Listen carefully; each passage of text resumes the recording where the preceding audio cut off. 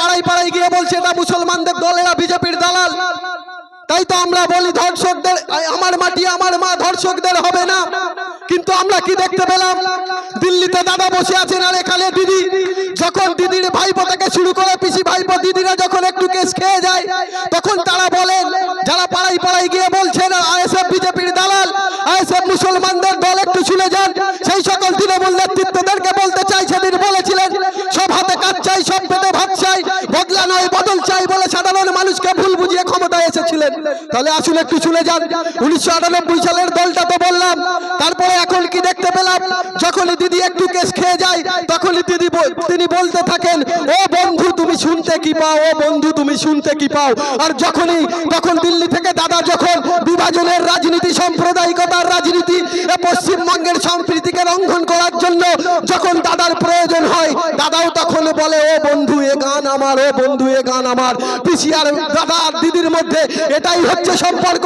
তাই আপনাদের বুঝতে হবে, যখন দিদি কেস খায় তখন তিনি বলেন ও বন্ধু তুমি শুনতে কি পাও, আর যখনই দাদার দরকার পড়ে সাম্প্রদায়িক বীজটাকে রোপণ করার জন্য। তাই 2011 সালের আগে আরএসএস এর শাখা সংগঠনে পশ্চিমবঙ্গে ছিল মাত্র 353টা, আর আজকে 2025 সালে দাঁড়িয়ে সেই মাননীয় মুখ্যমন্ত্রী মমতা ব্যানার্জি এবং তার দলের নেতৃত্বরা যারা পাড়ায় ঘুরে গিয়ে বলছেন যে এরা বিজেপির দালাল। তাই আমি আপনাদেরকে বলতে চাই, বিজেপির দালালটাকে একটু আপনারা এতটা অঞ্চলের শুভবুদ্ধি সম্পন্ন মানুষ বুঝে যান। আপনাদেরকে বুঝতে হবে, আপনাদেরকে জানতে হবে, আপনাদেরকে প্রতিবাদ করতে হবে।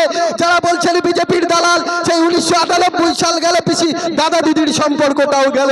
তারপরে এবার চলে আসুন আমার এখানে, যারা বলছেন আমরা কি দেখতে পাচ্ছি, তাদেরকে ভোট দিলাম, দাদাকেও ভোট দিলাম, দিদিকেও দিলাম, দুই দল ক্ষমতায় এলো, আমার বাড়ির বেকার যুবকটার হাতে কর্মসংস্থান এলো না, গাদামারার হাসপাতালটা ধূলিসাৎ হয়ে গেল, হাসপাতালের উন্নয়ন হলো না, গাদামারা বাজারের পরিকাঠামোগত উন্নয়ন হলো না।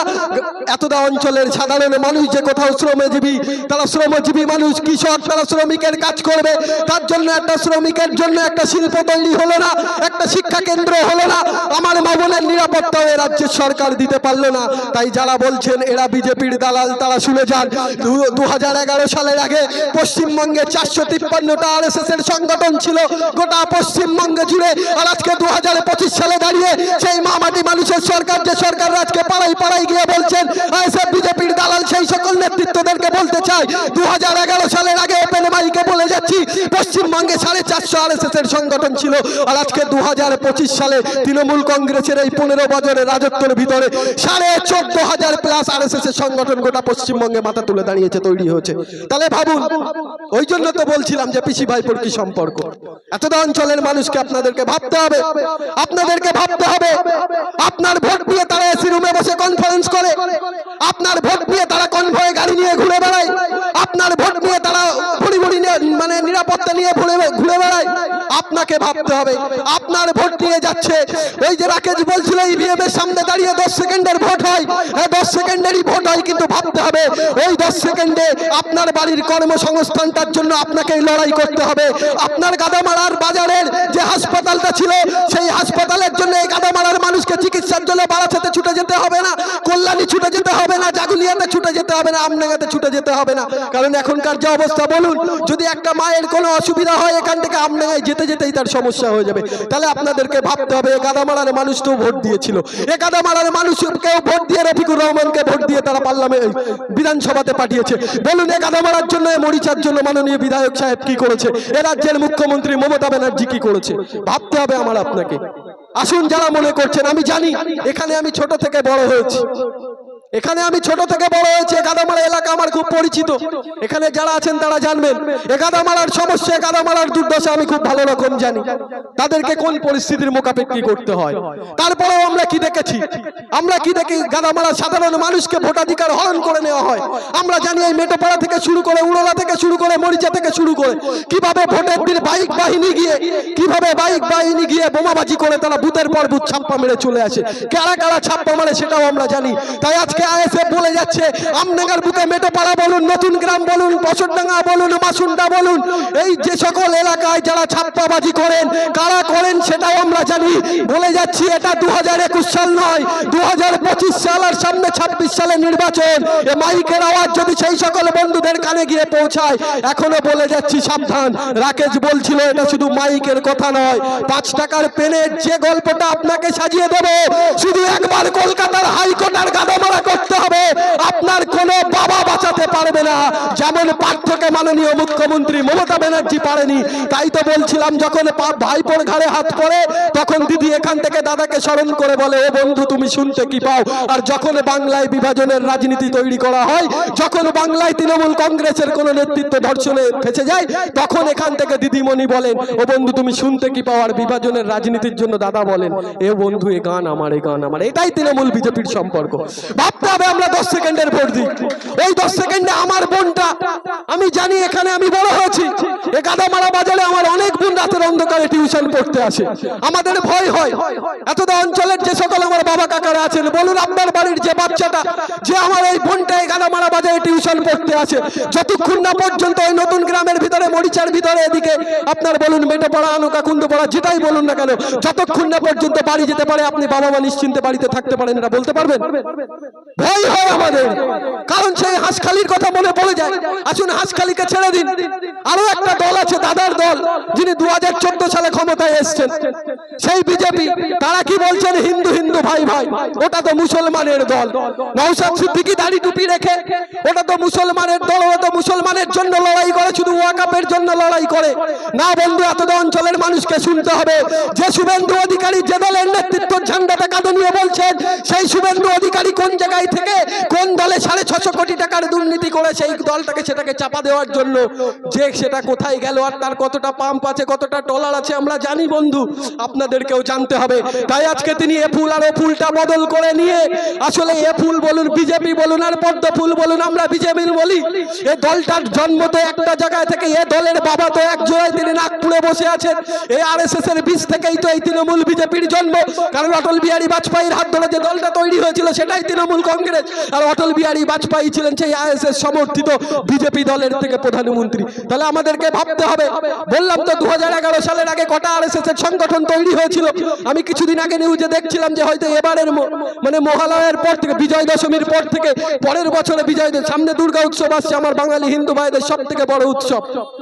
সেখানে শুনতে পাচ্ছিলাম যে বিজয় দশমীর পর থেকে সম্ভবত যে পরের বছর বিজয় দশমী পর্যন্ত আরএসএস এর সম্মেলন চলবে গোটা পশ্চিমবঙ্গ জুড়ে। তাহলে ভাবুন কোন সরকার আছে, আইএসএফ নেই ক্ষমতায়, মাননীয় মুখ্যমন্ত্রী মমতা ব্যানার্জি, যারা বলছেন আইএসএফ বিজেপির দালাল, আরে আপনার দিদিমণি ক্ষমতার চেয়ারে বসে আছে আমার আপনার ট্যাক্সের টাকা নিয়ে। তাই কতটা ভালোবাসার সম্পর্ক একটু শুনুন, কতটা ভালোবাসার সম্পর্ক। অযোধ্যায় মসজিদকে ভেঙে দিয়ে দাদা রামের মন্দির তৈরি করে দিলেন। দুটো দলের ভিতরে কতটা ভালো সম্পর্ক একটু শুধু বুঝে যান আজকে বক্তব্যের মাঝখান থেকে। যারা বলছেন এরা বিজেপির দালাল, এরা মুসলমানদের দল, আর যে শুভেন্দু অধিকারী বলছে যে হিন্দু হিন্দু ভাই ভাই। আসুন নওশাদ দাড়ি টুপি রেখে মুসলমানের কথা বলে না, হিন্দুর কথা বলে না, শ্রমজীবী মানুষের কথা বলে না, আদিবাসীর কথা বলে। আপনাদেরকে ভাবতে হবে, আমি আপনাদেরকে বলেছি তৃণমূল সভা করবে, বিজেপি সভা করবে, আইএসএফ সভা করবে, অন্যান্য রাজনৈতিক দল প্রত্যেকে সভা করবে। সবার সঙ্গে আইএসএফ এর সভাকে মিলিয়ে ফেলবেন না। আসুন যতক্ষণ না পর্যন্ত আপনার বাড়ির বাচ্চাটা আপনার বাড়িতে এই গাদামারা বাজার থেকে টিউশন পড়ে না ফিরে, ততক্ষণ পর্যন্ত আপনি বাবা মা মানে বাড়িতে নিশ্চিন্তে থাকতে পারেন। এই বাতাবরণ গোটা পশ্চিমবঙ্গে কে নিয়ে এলো? যিনি বলেছিলেন বদলা নয় বদল চাই, আমি মেয়েদের সুরক্ষা দেবো, মেয়েদের নিরাপত্তা দেবো। দাদাও 2024 সালে বলেছিলেন বেটি পড়াও, 2014 সালের আগে বলেছিলেন বেটি পড়াও বেটি বাঁচাও। আমরা অপরান্ত কি দেখেছি? মণিপুর থেকে শুরু করে, উত্তরপ্রদেশ থেকে শুরু করে, উত্তরাখণ্ড থেকে শুরু করে, যখনই ধর্ষণের সঙ্গে বিজেপি নেতৃত্বটা জড়িয়ে যাচ্ছে, সকালে যখন জড়িয়ে যাচ্ছে কেস হচ্ছে, বিকেলবেলা গিয়ে দেখছি তিনি বিজেপির থেকে একটা বড় পদাধিকার পেয়ে যাচ্ছে, মন্ত্রিত্ব পেয়ে যাচ্ছে, এমএলএ টিকিট পেয়ে যাচ্ছে। ভাবতে হবে ঠিক এ রাজ্যেও এই দুটো দলের ভিতরে কতটা সম্পর্ক, কতটা ভালোবাসা দেখুন।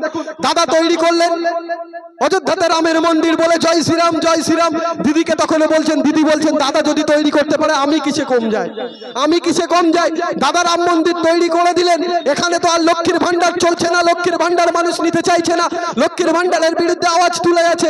তখনই দাদা দিদি কি ভাবলেন যে ওখানে তো দাদা রাম মন্দির তৈরি করলেন, আমি কিসে কম যাই। তাই আমার আপনার ট্যাক্সের টাকা নিয়ে যে সরকার আমার আপনার বাড়ির বেকার যুবকের কর্মসংস্থানের ব্যবস্থা করার কথা ছিল, আমার আপনার শিক্ষা কেন্দ্র ব্যবস্থা করার কথা ছিল, আমার আপনার স্বাস্থ্যের জন্য বিনিয়োগ করার প্রয়োজন ছিল, আমার আপনার বেকার যুবকের কর্মসংস্থানের জন্য শিল্পের প্রয়োজন ছিল, সেই সরকার আমার আপনার ট্যাক্সের টাকা 350 কোটি টাকা 400 কোটি টাকা খরচ করে দীঘাতে জগন্নাথের মন্দির করে তিনি বলছেন জয় জগন্নাথ। দাদা রামের মন্দির, দিদি জগন্নাথের মন্দির, দাদা জয় শ্রীরাম, দিদি জয় জগন্নাথ। ভাবতে হবে আমাদের এতটা অঞ্চলের কি হিন্দু কি মুসলিম।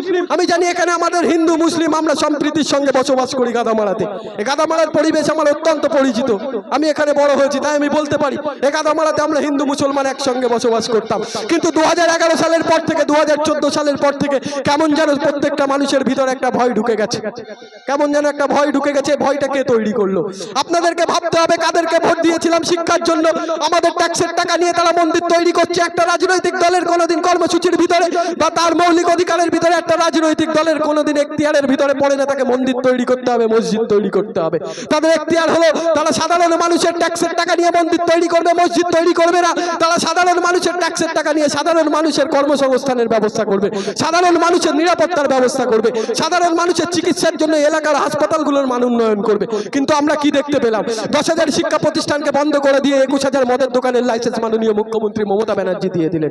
আর যিনি বলছেন হিন্দু হিন্দু ভাই ভাই, আমরা কি দেখতে পেলাম? যেখানে হিন্দু বিপদে সেখানে শুভেন্দু অধিকারী হাজির, আর তারাই বলছে মুসলমানদের জন্য আইএসএফ লড়াই করে মাথায় টুপি রেখে দাড়ি রেখে। তাহলে আসুন আপনার পাশের জেলা কিছুতে গেলে এই নদিয়া জেলা, সেই নদিয়া জেলার হাঁসখালির আমার ওই সেই 16 বছরের আদিবাসী বোনটার কথা একটু চিন্তা করে দেখুন। ঠিক যেমন এই গাদামারা থেকে আমার বোনগুলো টিউশন পড়ে আলোকা কুন্দপাড়ার ভিতরে বাড়ি যায়, ঠিক তেমন সেও টিউশন পড়ে রাত্রে 8:30 নাগাদ তিনি বাড়ি ফিরছিলেন।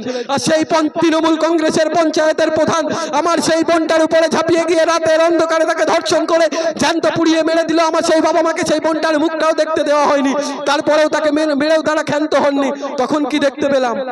যে ওই বোনটার যখন শ্রাদ্ধের অনুষ্ঠান করার জন্য একটা পুরোহিতকে বলল, সেখানে কি দেখতে পেলাম? সেই পঞ্চায়েতের প্রধানের নেতৃত্বে, সেই হাঁসখালির ওখানকার প্রশাসনের নেতৃত্বে যে পুরোহিতটা আমার ওই বোনটা শ্রাদ্ধ করতে আসবে তাকে প্রাণ নাচের হুমকি দিয়ে তাকে আসতে দেওয়া হয়নি। সেদিন আমরা যারা বলছেন যে আইএসএফ মুসলমানদের দল, যারা বলছেন আইএসএফ এর চেয়ারম্যান নওশাদ সিদ্দিকী মাথায় টুপি দিয়ে দাড়ি রেখে তারা শুধু মুসলমানদের কথা বলে। আরে আমি শুভেন্দু অধিকারী হিন্দু হিন্দু ভাই ভাই, আসুন সেদিন সেই ওই আদিবাসী বোনটার শ্রাদ্ধের অনুষ্ঠানে সেদিন ওই বাংলার ছিপছিপে কোমা রোগা বয়স্ক ওই ছেলেটা মাথায় টুপি দিয়ে মুখে দাড়ি রেখে সেদিন গিয়ে বলেছিল ওই হাঁসখালিতে আমার বাবার পাশে দাঁড়িয়ে, যদি এই হাঁসখালির প্রশাসন যদি বন্দুকের গুলি চালাতে হয় বাবা আপনি শ্রাদ্ধের অনুষ্ঠান করবেন। পাশের গ্রাম থেকে সেদিন নওশাদ সিদ্দিকী দাঁড়িয়ে থেকে আর অপর একজনের পুরোহিতকে এনে আমার সেই আদিবাসী বোনটার শ্রাদ্ধের অনুষ্ঠান করেছিল। আর বলেছিল যদি হাঁসখালির পুলিশে মাননীয় মুখ্যমন্ত্রী মমতা ব্যানার্জির পুলিশ গুলি চালাই, সেই গুলিটা বাবা সর্বপ্রথম আমি নওশাদের বুকে লাগবে, তবু আপনাকে লাগতে দেব না। সেদিন শুভেন্দু অধিকারী হিন্দু হিন্দু ভাই ভাইকে দেখতে পাইনি, সেদিন কাকুলি ঘোষ দস্তিদার মৈত্রকে দেখতে পাইনি, সেদিন মাননীয় মুখ্যমন্ত্রী মমতা ব্যানার্জি শুভেন্দু অধিকারী সুকান্ত মজুমদার দিলীপ ঘোষদের দেখতে পাইনি। ভাবতে হবে আইএসএফ মুসলমানদের দল না হিন্দুদের দল, আইএসএফ সাধারণ মানুষের দল, খেটে খাওয়া শ্রমজীবী মানুষের দল না আইএসএফ বিজেপির দালাল। এতক্ষণ ধরে বক্তব্য দিলেন, আপনারা সবই বুঝতে পারবেন কে আইএসএফ এর কে বিজেপির দালাল, কোন দলটা কার গর্ভ থেকে তৈরি হলো, কার বাবা এক জায়গাতে, আপনারা সবই বুঝতে পারলেন। তাই আজ বক্তব্য শেষে একটা কথাই বলবো, আপনাদেরকে ভাবতে হবে যারা আপনারা বক্তব্য শুনছেন এতটা অঞ্চলের সাধারণ মানুষদেরকে বলে যায় আপনারা ওই ইভিএম বক্সের সামনে দাঁড়িয়ে 5টা সেকেন্ড ভাববেন ভোটটা দেওয়ার আগে, 10 সেকেন্ডের ভিতরে 5টা সময় ভাববেন যেন আমার বাড়ির বাচ্চাটা ওই হাঁসখালির আমার বোনটার মতো হয়ে যায় না, ওই তামান্না 10 বছর 9 বছরের বোনটার মতো হয়ে যায় না, যার এখনো ভোটাধিকার হয়নি, যে ভোট সম্পর্কে কিছু বোঝেই না। যখন আমরা দেখেছিলাম উপনির্বাচনে ফলাফল ঘোষণার আগেই তৃণমূল বিজয় মিছিল বার করলো, আর সেই বিজয় মিছিল থেকে বোমাতে আমার ওই 9 বছরের 10 বছরের বোনটা মাটিতে লুটিয়ে পড়লো, অকালে তার প্রাণটা চলে গেল। ভাবতে হবে আমার আপনাকে, ভাবতে হবে আমার আপনাকে, ভাবতে হবে। তাই আমি বলছি তিলোত্তমা বোনটাকে দেখেছেন ভগবানের পরে আমরা যাকে যে আসনে বসাই ডাক্তারদের, সেই ডাক্তার 32 ঘন্টা ডিউটি করার পরে আমার ওই দিদিটা যখন তার কর্মক্ষেত্র, তার মানে কর্মক্ষেত্রে সেখানে 32 ঘন্টা আমার আপনার সেবা দেওয়ার পরে যখন রাত 12টা 2টোর সময় যখন একটু রেস্ট নেওয়ার জন্য সেমিনার রুমে গেল, সেখানে কিভাবে নরপশুর মতো তাকে অত্যাচার করে, তাকে ধর্ষণ করে কিভাবে হত্যা করে দেওয়া হলো। আসলে ভাবতে হবে, দুটো দলই বলেছিলেন আমরা সব পেটে ভাত চাই, সব হাতে কাজ চাই। আজকে সব হাত থেকে কাচ্ছি নিয়ে নিয়ে মদের বোতল ধরিয়ে দিয়েছে, সব হাত থেকে কাচ্ছি নিয়ে নিয়ে মন্দিরের সিঁড়িতে বসে কৌটো ধরিয়েছে। দাদা অযোধ্যায় রামের মন্দির, দিদি জগন্নাথের মন্দির করেছে। আমার আপনার ট্যাক্সের টাকা নিয়ে যাদের প্রয়োজন ছিল আমাদের জন্য শিল্প, আমাদের জন্য স্বাস্থ্য, আমাদের জন্য কর্মসংস্থান, আমাদের জন্য হাসপাতাল, তারা এগুলো না করে আজকে মন্দির মসজিদে ব্যস্ত, খেলা আর মেলা আর মদে ব্যস্ত।